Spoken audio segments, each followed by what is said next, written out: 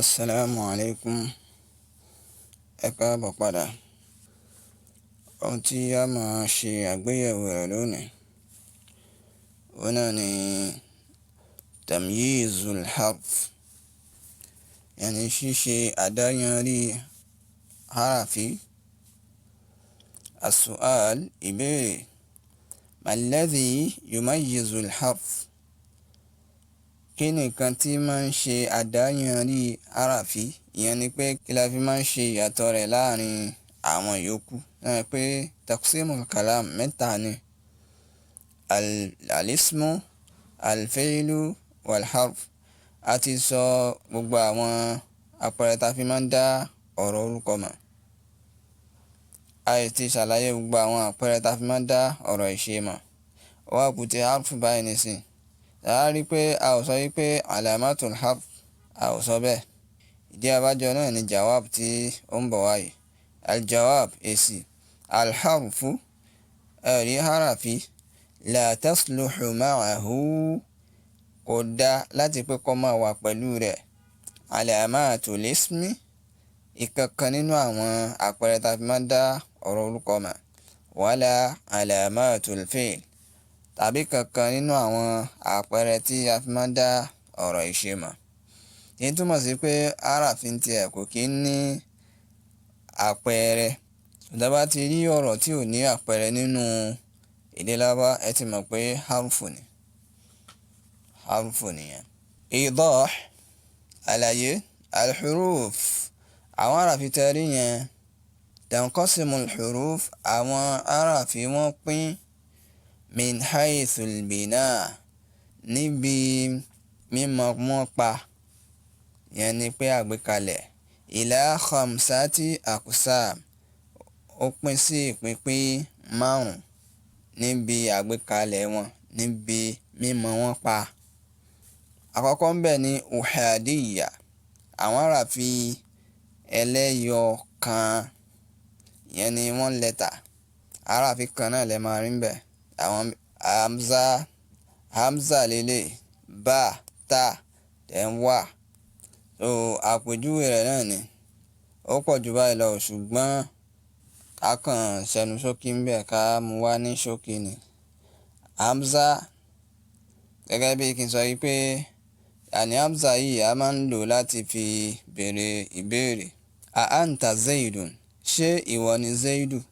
A anta zaidun. A jalasta ala al-maq'ad, ṣé o jókòó lórí àga? So a yẹn a máa ń lò láti fi béèrè ìbéèrè ni. Hamza yìí tiẹ̀ ó tún ní àwọn ìtumọ̀ tó yàtọ̀ sí eléyìí. Ọ̀yẹ́ kan máa mú wá ní ṣókíṣókí fún wa inshallah. Tá bá ti débẹ̀, a padà máa mọ ẹ̀kúnrẹ́rẹ́ àlàyé lórí ẹ̀ inshallah. Ba, fún ilsaq, pẹ̀lú. A sì tún máa ń lò fún qasam, láti búra. Billahi, mo fi Allahu búra. Bẹ́ẹ̀ ni ta. Ta náà a tún máa ń lò láti fi ṣe ìbúra. Tallahi, mo fi Allahu búra náà ni. Bẹ́ẹ̀ ni wa, a máa ń lò láti fi ṣe ìbúra bákan náà. So àwọn huruful qasam ta ní mẹ́tẹ̀ẹ̀ta, àwọn náà ló wà níbí báyìí. Huruful qasam, àwọn harafi ìbúra mẹ́ta ni: al-waw, al-baw, wat-ta'.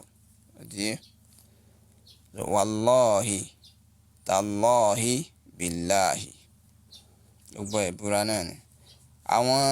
Àwọn kan wọ̀nyí náà wọ́n tún máa ń tú nǹkan míì tó yàtọ̀ sí ìbúra. Bí irú wá yìí báyìí nìsín.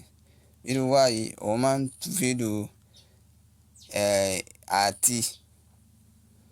àti ahmadu wa zaidun. Ahmadu àti zaidu, ṣètìlẹ́ báyìí nìsín. Tayyib. Ẹlẹ́ẹ̀kejì ń bẹ náà ni thunaiya, àwọn olópo méjì. Nahawu, gẹ́gẹ́ bí láà, ilé báyìí sí fún rárá. Adhahabta ila suq, ṣó lọ sí ọjà ni? Láà, rárá, rárá náà ní tufidu. La anamu fil masjid, mi ò ní sùn sínú mọ́ṣáláṣí, àti bẹ́ẹ̀ bẹ́ẹ̀ lọ. So la àfi máa ń gbé ìdájọ́ kù fún nǹkan tó bá wọlé tọ̀ ni. Bákan náà ni al-mu'arrifa tí a kọ́ níbi àwọn alamatul ism. Al-mu'arrifa. Naam. Aw tàbí. Mathalan lápèjúwe. Akulu khubzan. Màá jẹ búrẹ́dì. Aw fulan tàbí ẹ̀wà. So aw bá ṣe ń lo aw nìyẹn. Naam. Ya a máa ń lò láti fi pè yàn.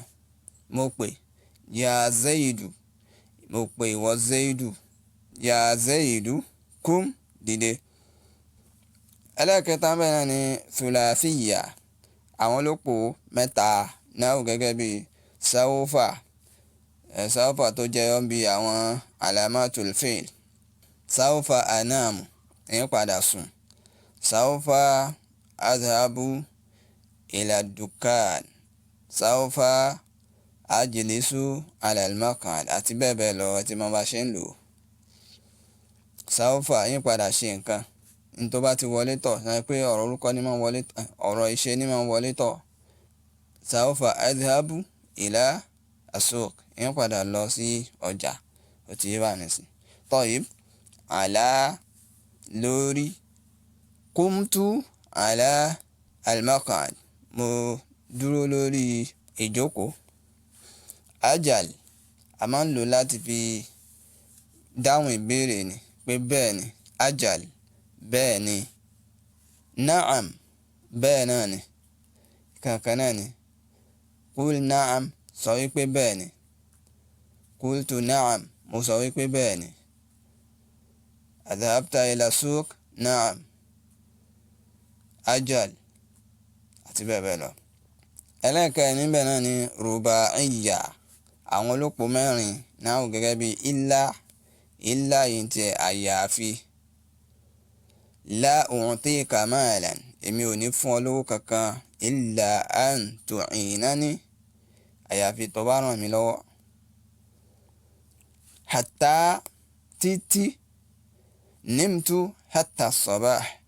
Mo sùn títí di àsùbá. Láúlá tí ẹ bá ṣe wípé.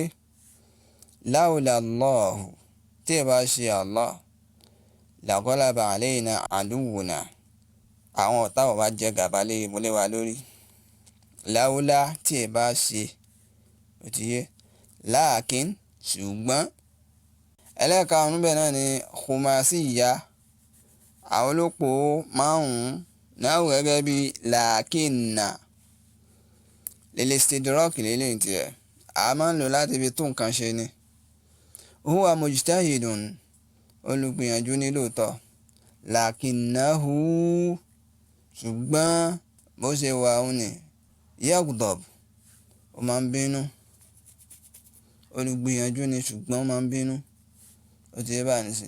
So a fi tún nǹkan kan ṣe láàrin. Pé olùgbìyànjú ni ìròyìn tó dáa ni. Àmọ́ nǹkan kan bẹ lára rẹ̀ tí kò bójúmu.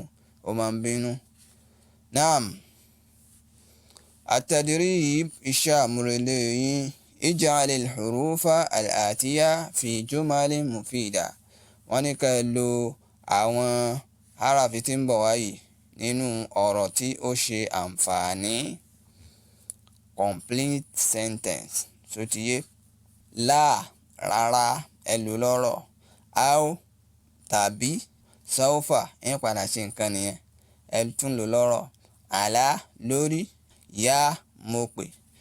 Ẹ lò ní ọ̀rọ̀ tí ó ṣàǹfààní. Assalamu alaikum.